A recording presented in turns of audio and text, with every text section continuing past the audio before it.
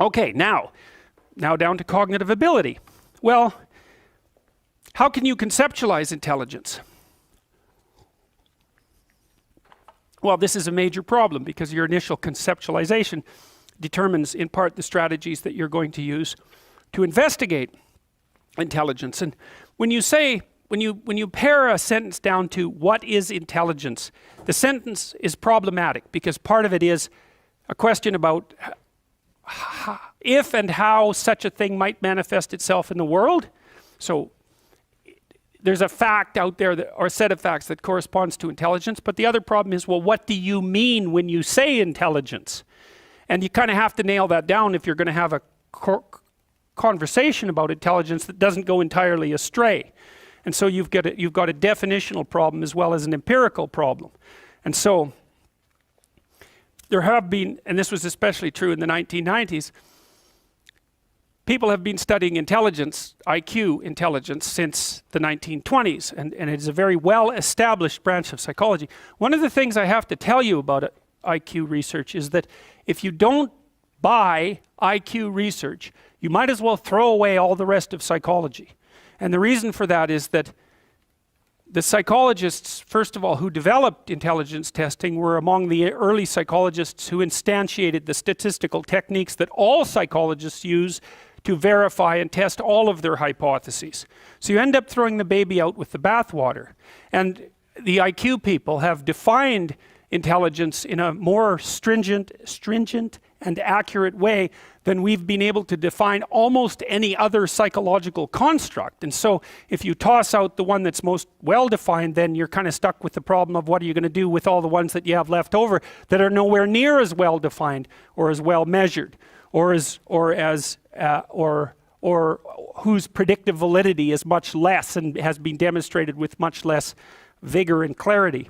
Anyways, despite all that, people have posited a number of different intelligences, and reasonably so, because if you think of intelligence as that which might move you forward successfully in the world, obviously there's a fair number of phenomena that are associated with individuals that might fit into that category. So we have people have made these distinctions. Bob Sternberg, for example, has distinguished between practical versus analytical intelligence, and he kind of thinks of practical as like street smarts and has attempted to dissociate that from the kind of analytical intelligence that characterizes more straight IQ research. I don't think he's done it successfully as well at all, and since the 1990s, interest in his practical intelligence has declined precipitously because when it is matched head-to-head with standard IQ intelligence, the IQ intelligence eats up all the variability. What's really happened, as far as I can tell so far, is that when we're trying to predict people's course through life, IQ does a very good job, and then one of the traits does a very good job as well, which is conscientiousness. But it doesn't do as good a job as IQ. Now that partly might be because we can't measure conscientiousness very well. We're stuck with self-reports, or maybe I could gather peer reports about you, or I could gather your parents' reports about you, or teachers' reports, and each of those seems to pick up a little bit more of the pattern, because you know yourself, but other people know you differently than you know yourself, and there's still some accuracy in that. You can get multiple rater reports of something like conscientiousness, and that'll up its predictive validity. But in the final analysis, the best you seem to be able to do with conscientiousness is about a 0.4 correlation with long-term performance, whereas with IQ, in complex jobs, you can probably get 0.5 and maybe 0.6. And so 0.5 is 25% of the variance. You got to square it. 0.6 is 36% of the variance, and 0.4 is 16% of the variance. So even at the low end, let's say high end for conscientiousness is 0.4 or 16%. Low end for IQ is 0.5 or 25%. Low end estimates of IQ make it 1.5 times more powerful than the high end estimates of conscientiousness. And I think that's about right. You'd think, why do we even have to debate this? And because it's so bloody obvious to me that intelligence is a major predictor of life success. I mean, you people, I measured the IQ of University of Toronto people, you know, people in this room who have an IQ of less than 120 are rare. Well, why? Well, smart people go to university. Now, is that actually a contentious statement? Well, it shouldn't be a contentious statement. It's self-evident. Universities are actually set up so that smart people could expand their abilities. That's why they were there. And you're selected on the basis of assessments that are essentially there to assess something like intelligence. Maybe what the controversy is that whatever they're measuring is intelligence. So being able to perform those specific puzzles. Yes, but that is part of the controversy. Is it reasonable? And this is a measurement issue. And that's why I've been instructing you to some degree in psychometrics, because we actually know how to do this. We know how to answer that question. So let's take a look at how intelligence has been assessed and why, and then you can make up your own mind. Anyways, here's some of the examples of other forms of intelligence. And so then the question is, well, what does it mean to have a different form of intelligence? Would form A and form B be completely uncorrelated? Like extroversion, say, and neuroticism, or would they be slightly correlated, or would they be highly correlated? And then you might ask, well, how highly correlated do they have to be before they're the same thing? Or how uncorrelated do they have to be before they're different things? And actually the answer to that comes down to something like practical utility. It's like, imagine I'm trying to figure out how well you'll do in university. And I measure one thing, and it's correlated at 0.7 with another thing I measure about you. Then I might say, well, are those two things the same or different? They're pretty highly correlated. You're high in one, it means you're going to be high in the other. Well, so is there any utility in measuring both things? And the way you figure that out actually is you do it statistically. So we take the target, which might be your performance across university. And then we say, well, can we predict your performance across university better by using one variable or two variables? So we would enter them both into a regression equation. All a regression equation does, it's quite simple. So you're trying to predict a target, and the regression equation tells you how well you can predict that target if you know another fact.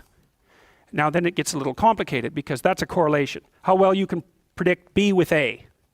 Well, a regression will say how much you can predict C if you know A and B, or A and B and C and D and E, because you can use multiple predictors, and you can weight them. So it might be 2 times A plus 1 times B equals C.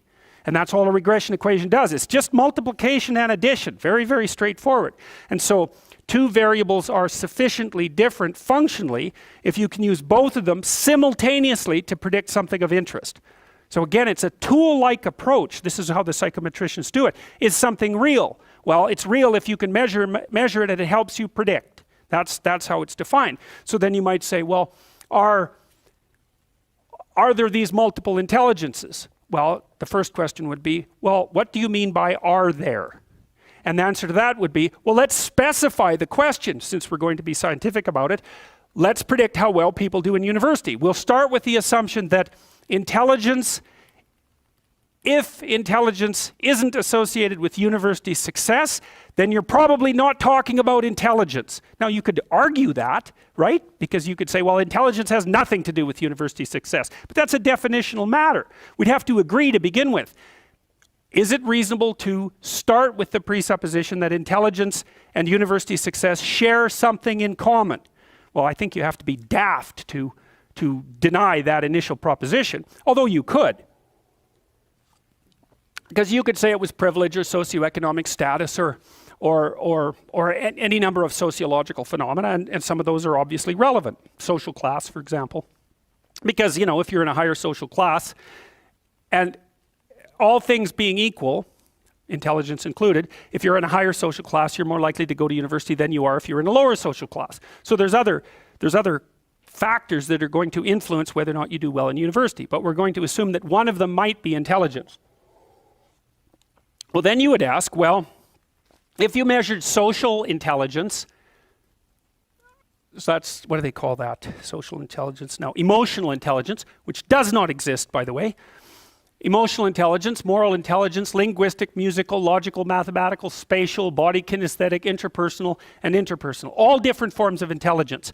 Okay, so to answer the question of whether they exist, what you do first is pick a target, prediction of university performance.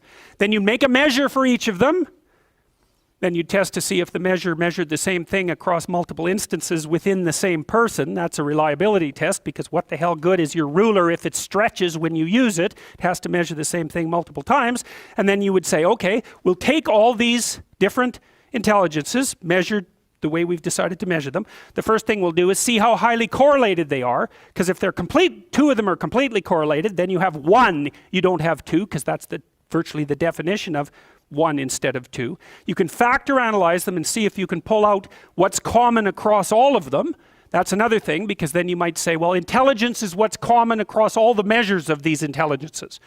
It's a proposition, it's not a fact. You have to decide if you're going to agree with it. But that, if you were going to do that, you'd use a factor analysis. And you'd say, well, if someone was more likely to be musical, if they were also high in linguistic ability, and more likely to be logical and mathematically inclined if they had high spatial ability, etc., then you'd be hypothesizing that there was one factor behind all of those manifestations that's somehow similar. And maybe there wouldn't be. And then you'd take all your measures and you'd put them in something like a multiple regression analysis, and you'd predict your target, university performance. And then maybe you'd say, well, wait a minute, let's not just use university performance. Let's use junior high performance, high school performance, university performance, and job success. And then let's say that the only things that predict success across all of those categories and that are the same, we're going to define as intelligence. Well, that's basically how you end up with IQ. You could say that IQ is what's common across all possible sets of intelligence tests. Now, people are going to debate that, because you still have to define what constitutes a test. But the way the psychometricians have managed it, and have taken care of this at least to some degree, is to say, well, we're not going to define everything that we measure as intelligence. So extroverted people are more socially fluent. Are we going to call that intelligence? No. We're going to call that personality. We're going to call that extroversion. And we're going to call stress tolerance. You could say, well, if you can tolerate more stress, you're more intelligent. It's like, well, no, that isn't how we've defined it. We're going to define that as being lower in neuroticism. If you're cooperative, you're more intelligent. That's emotional intelligence. Well, what? You're less intelligent if you're competitive? Well, no. So we've parsed that off to agreeableness. So then the question might be, is there anything left of these so-called intelligences once you control for personality and IQ? And the answer is no. Nothing. Nothing left of them.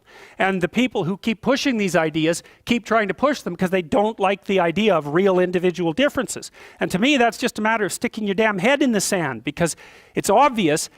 Here, you're going to have a child. You want the child to have an IQ of 65 or 145. Decide.